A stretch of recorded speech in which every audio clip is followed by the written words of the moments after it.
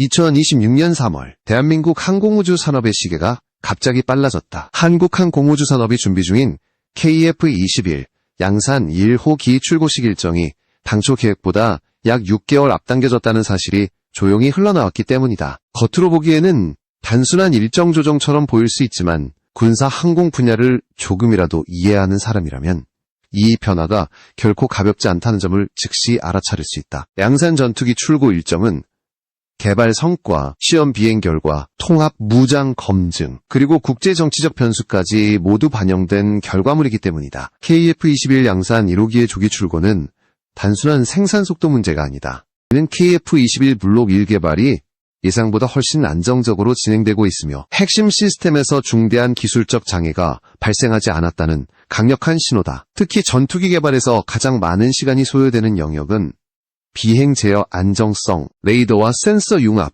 그리고 무장 통합 단계인데 이 중 어느 하나라도 문제가 발생하면 출고 일정은 수개월에서 수년까지 지연된다. 그럼에도 불구하고 출고 시점이 앞당겨졌다는 것은 시험 비행 데이터가 매우 긍정적이라는 의미로 해석할 수 있다. 주목해야 할 점은 이번 출고가 시제기가 아닌 양산 1호기라는 사실이다. 시제기는 기술 검증을 위한 시험 플랫폼이지만 양산기는 곧바로 실전 배치를 염두에 두고 제작된다. 구조 보강, 배선 최적화, 유지 보수성 개선, 그리고 실전 운용 기준이 모두 반영된 상태다. 즉 KF-21은 이제 연구개발 단계의 전투기가 아니라 실질적인 전력 자산으로 넘어가는 문턱에 서 있다는 뜻이다. 한국항공우주 산업이 출고식 준비를 위해 별도의 행사 발주를 진행했다는 점도 의미심장하다. 행사 기획, 공간 구성, 전시 영상, 그래픽 제작까지 포함된 대규모 출고 행사는 단순한 내부 기념 행사가 아니다. 이는 대외적으로 KF-21 이완성 단계에 들어섰다는 메시지를 전달하기 위한 전략적 행보다. 군 관계자뿐만 아니라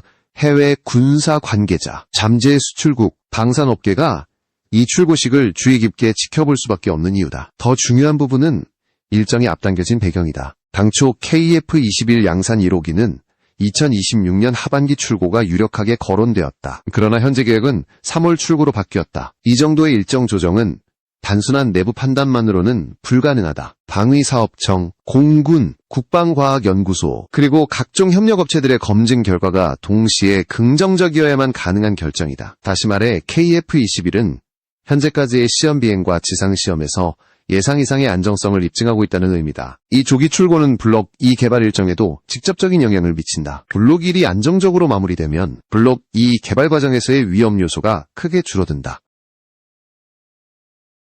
실제로 KF-21 블록 2는 내부 무장 운용 능력 강화, 센서 융합 성능 개선, 그리고 전반적인 생존성 향상을 목표로 하고 있다. 블록 1에서 기체 구조와 비행 성능이 안정화되면 블록 2에서는 개발 일정이 앞당겨질 수밖에 없는 구조다. 군사적으로 보면 KF-21 양산 1호기의 조기 출고는 공군 전력 구조에도 영향을 준다. 노후 전투기 대체 일정, 조종사 전환 훈련, 정비 인력 양성 계획이 모두 재조정될 수 있다. 특히 KF-21은 단순히 기존 전투기를 대체하는 기종이 아니라 공군의 작전 개념 자체를 한 단계 끌어올리는 플랫폼으로 설계되었다. 데이터 링크 중심의 전투, 센서 융합 기반 상황 인식, 네트워크 중심 작전에서 KF-21은 핵심 노드 역할을 맡게 된다. 국제적으로도 이 움직임은 결코 조용히 넘어가지 않는다. KF-21은 개발 초기부터 미국, 유럽, 중동 국가들의 관심 대상이었다. 단순한 기술 호기심이 아니라 실제 수출 가능성을 염두에 둔 관심이다. 양산 1호기 출고 시점은 굳이 전투기를 실제로 구매해도 되는가라는 질문에 대한 하나의 답이 된다. 일정이 앞당겨졌다는 사실은 KF-21이 실질적인 시장 진입 단계에 들어섰다는 신호로 받아들여질 수밖에 없다. 하지만 이 시점에서 반드시 짚고 넘어가야 할 문제가 있다. 바로 무장 통합 문제다. KF-21의 기체와 항전 시스템이 아무리 안정적이라 하더라도 어떤 공대공 미사일을 운용할 수 있는지는 전투기의 실전 가치를 결정하는 핵심 요소다. 양산 1호기 조기 출고 소식이 전해진 직후 미국과의 무장 통합 관련 이슈가 다시 수면 위로 떠오른 이유도 여기에 있다. KF-21의 조기 출고는 축하할 일인 동시에 본격적인 시험대의 시작을 의미한다. 이제 KF-21은 개발 성과를 숫자와 보고서가 아닌 실제 일정과 생산 결과로 증명해야 하는 단계에 들어섰다. 그리고 이 시점부터 KF-21을 둘러싼 국제정치, 무장통합, 수출 전략의 충돌이 본격적으로 드러나기 시작한다. 진짜 이야기는 이제부터다. KF-21 양산 1호기 조기 출고 소식이 전해지자마자 가장 민감하게 반응한 분야는 다름 아닌 공대공 미사일 통합 문제였다. 전투기의 성능을 결정짓는 요소는 기체 형상이나 레이더 출력만이 아니다. 실제 전장에서 상대를 격추할 수 있는 능력, 즉 어떤 공대공 미사일을 어떤 조건에서 운용할 수 있는지가 핵심이다. 이 지점에서 KF-21은 미국과의 미묘하고도 복잡한 정치 군사적 장벽과 정면으로 마주치게 된다. KF-21에 대한 미국의 태도는 표면적으로는 협조적인 듯 보이지만 세부 조건을 들여다보면 전혀 다른 그림이 드러난다. 한국 측은 KF-21에 AIM-120 통합을 지속적으로 요청해왔고 미국 역시 원칙적으로는 가능하다는 입장을 흘려왔다. 그러나 실제 통합 방식에 대한 미국의 요구는 사실상 받아들이기 어려운 수준이다. 미국이 제시한 조건은 KF-21 기체를 미국으로 보내 미국 기술진이 직접 통합 작업을 수행해야 한다는 것이다. 이 요구의 핵심은 단순한 기술 지원이 아니다. 미국 기술진이 KF-21의 항전 시스템 구조, 레이더 데이터, 처리 방식, 미션 컴퓨터 구조까지 깊숙이 들여다보게 된다는 의미다. 이는 단순한 무장 통합을 넘어 KF-21 전체 기술 구조에 대한 접근 권한을 요구하는 것과 다름없다. 국방과학연구소나 방위사업청 입장에서 이 조건을 쉽게 받아들일 수 없는 이유가 여기에 있다. 더 큰 문제는 이 방식이 사실상 선택지가 없도록 설계된 조건이라는 점이다. 한국 기술진이 주도하는 통합은 허용하지 않고 미국 내에서만 가능하다는 제한을 걸어두면 결과적으로 AIM-120 통합은 진행되지 않는 방향으로 흘러갈 수밖에 없다. 겉으로는 허가처럼 보이지만 실제로는 통합을 지연시키거나 차단하는 효과를 낳는다. 왜 미국은 이런 태도를 취하는 것일까? 단순히 기술보호 차원이라고 보기에는 설명이 부족하다. KF-21은 미국이 오랜 기간 독점해온 전투기 시장 구조를 흔들 수 있는 잠재력을 가진 기체다. F-16 이후의 중급 전투기 시장, 그리고 일부 F-35 대체 수요까지 흡수할 수 있는 위치에 서 있다. 여기에 AIM-120이 완전히 통합된다면 KF-21은 미국 전투기와 직접 경쟁할 수 있는 실질적인 상품이 된다. 미국 입장에서 이는 결코 반가운 시나리오가 아니다. 동맹국의 전력 증강은 환영하면서도 그 전력이 미국 방산산업의 수출 시장을 잠식하는 상황은 경계할 수밖에 없다. KF-21에 대한 무장 통합 문제는 바로 이 지점에서 정치와 군사, 산업 논리가 복잡하게 얽힌 결과물이다. 현재 KF-21 시험 기체들은 유럽산 무장을 중심으로 공대공 능력을 검증하고 있다. IRIS-T를 활용한 단거리 교전, 미티어를 활용한 중장거리 교전이 대표적이다. 이 조합은 기술적으로 매우 우수하지만 수출 시장에서는 또 다른 장벽으로 작용한다. 특히 중동이나 일부 아시아 국가들은 유럽산 미사일 도입에 정치적 때문에 AIM-120 통합은 단순한 무장 선택 문제가 아니라 KF-21의 수출 생존성과 직결된 사안이 된다. 미국제 미사일을 운용할 수 있느냐 없느냐에 따라 계약가는 국가의 폭이 크게 달라진다. 미국이 이 점을 모를 리 없다. 그래서 미국의 통합 조건은 더욱 계산적으로 보일 수밖에 없다. 결과적으로 KF-21은 딜레마에 놓이게 된다. 미국의 조건을 수용하면 기술 주권과 독자성을 일정 부분 포기해야 하고 거부하면 공대공 무장 선택지가 제한된다. 이 선택은 단기간에 해결될 문제가 아니다. 오히려 이 갈등은 한국이 왜 국산 공대공 미사일 개발에 본격적으로 나설 수밖에 없었는지를 설명해주는 결정적인 배경이 된다. KF-21을 둘러싼 무장 통합 문제는 단순한 기술 협의가 아니라 한국 항공산업이 어디까지 독립할 것인가에 대한 시험대다. 그리고 이 시험은 이제 막 시작되었을 뿐이다. 미국과의 공대공 미사일 통합 문제는 결국 하나의 결론으로 수렴된다. 남의 허가에 의존하는 구조에서는 언제든지 전력 운용이 흔들릴 수밖에 없다는 현실이다. 바로 이 지점에서 한국이 선택한 해법이 국산 공대공 미사일 체계의 본격적인 개발이다. 이는 단순한 무기 하나를 만드는 사업이 아니라 KF-21 전체 생태계를 자립구조로 전환하겠다는 선언에 가깝다. 국방과학연구소가 주도하는 국산 단거리 공대공 미사일 개발 사업은 이미 공식적으로 승인되었다. 수천억 원 규모의 예산이 투입되는 이 사업은 2030년대 초반 실전 배치를 목표로 하고 있다. 개발 일정만 놓고 보면 길어 보일 수 있지만 실상은 전혀 다르다. 핵심 기술 개발은 상대적으로 짧은 기간 안에 끝내고 나머지 시간은 시험 평가와 신뢰성 검증에 집중하는 구조다. 이는 실전 무기로서 반드시 거쳐야 할 단계이며 서두르되 무리하지 않겠다는 명확한 의도가 담겨있다. 이 국산 단거리 공대공 미사일의 가장 중요한 특징은 KF-21을 중심으로 설계된 무장이라는 점이다. 기존에 수입해 사용하던 미사일들은 다른 국가의 전투기 운용 개념에 맞춰 설계된 무기들이다. 아무리 성능이 뛰어나도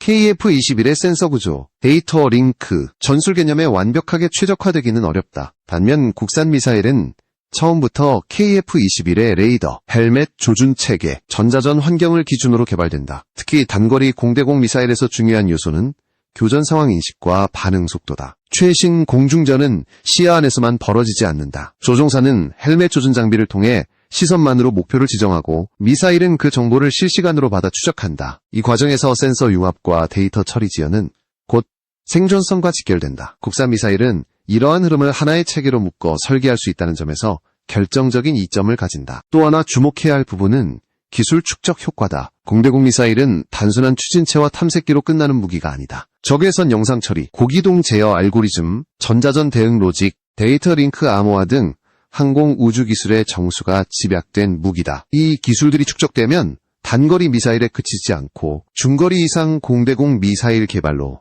자연스럽게 확장될 수 있다. KF-21을 위한 단거리 미사일은 사실상 더 큰 도약을 위한 출발점이다. 수출 측면에서도 이 결정은 의미가 크다. 외산 미사일에 의존할 경우 전투기 수출은 언제나 제3국의 승인이라는 장벽에 가로막힌다. 특정 국가와의 외교관계 변화 하나로 계약이 무산될 수도 있다. 반면 국산 미사일을 탑재한 KF-21은 상대적으로 자유로운 수출 구조를 가질 수 있다. 구매국 입장에서도 운용과 유지 보수, 추가 도입 과정에서 정치적 부담이 줄어든다. 물론 국산 미사일 개발이 모든 문제를 즉시 해결해주는 것은 아니다. 초기에는 외산 미사일과 병행 운용이 불가피하고 완전한 전력화까지는 시간이 필요하다. 그러나 중요한 것은 방향성이다. KF-21은 더 이상 외부 허가에 전적으로 의존하는 전투기가 아니라 스스로 무장을 선택하고 발전시킬 수 있는 플랫폼으로 진화하고 있다. 결국 국산 공대공 미사일 개발은 미국과의 갈등에 대한 임시 대응이 아니다. 이는 KF-21을 중심으로 한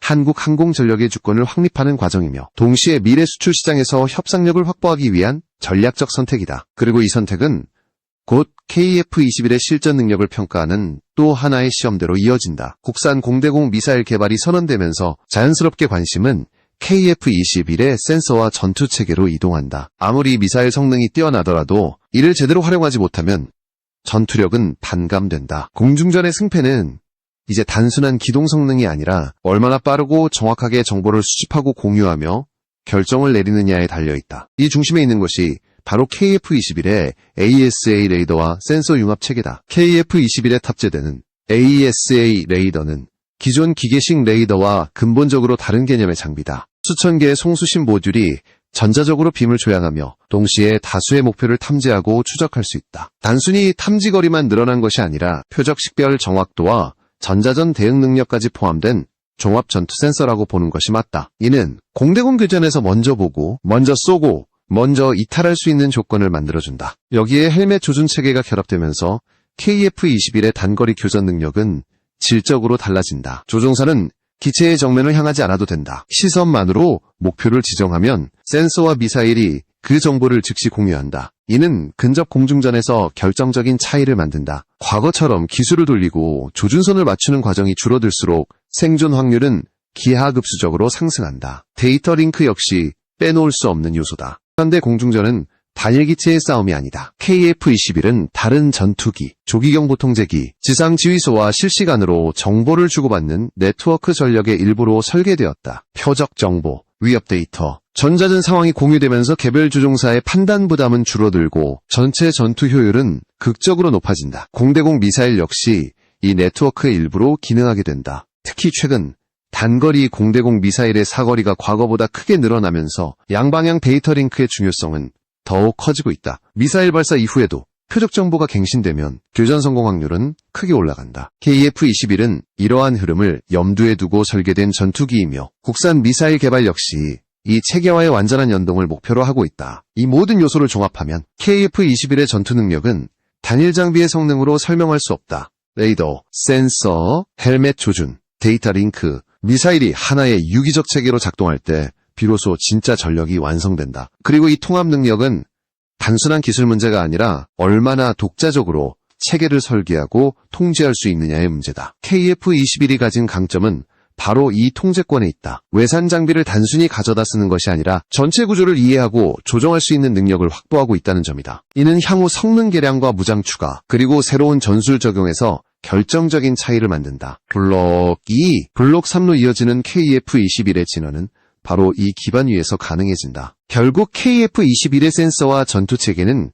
단순한 장비 집합이 아니라 한국 공군이 지향하는 미래 공중전 개념 그 자체다. 그리고 이 체계가 실제 전장에서 어떤 평가를 받게 될지는 곧 다가올 수출 시장과 실전 운용에서 명확히 드러나게 된다. KF-21의 진짜 시험대는 이제부터다. 양산 1호기, 조기 출고, 무장 통합 갈등, 국산 미사일 개발, 센서와 전투체계의 완성도까지 모든 요소는 결국 하나의 질문으로 수렴된다. 이 전투기는 국제시장에서 선택받을 수 있는가라는 질문이다. 그리고 이 질문의 무게는 생각보다 훨씬 크다. 현재 KF-21에 관심을 보이는 국가는 단순한 관망 단계가 아니다. 동남아시아, 중동, 동유럽 일부 국가는 실제 전력 공백을 메울 대안을 찾고 있다. 이들 국가는 고가의 F-35를 도입하기에는 부담이 크고 기존 F-16 계열은 노후화 문제에 직면해 있다. KF-21은 바로 이 틈새에 정확히 들어맞는 전투기다. 최신 항전 체계, 충분한 확장성, 그리고 상대적으로 합리적인 비용 구조를 동시에 제시한다. 그러나 수출은 성능만으로 결정되지 않는다. 정치적 승인, 모장 선택 자유도 유지보수 체계까지 포함한 종합적인 신뢰가 필요하다. 특히 중동 시장에서는 공대공 미사일 문제가 치명적인 변수로 작용할 수 있다. 유럽산 미사일은 특정 국가와의 외교 관계에 따라 제약이 발생할 수 있고 미국제 미사일은 통합 승인과 재수출 허가라는 이중장벽이 존재한다.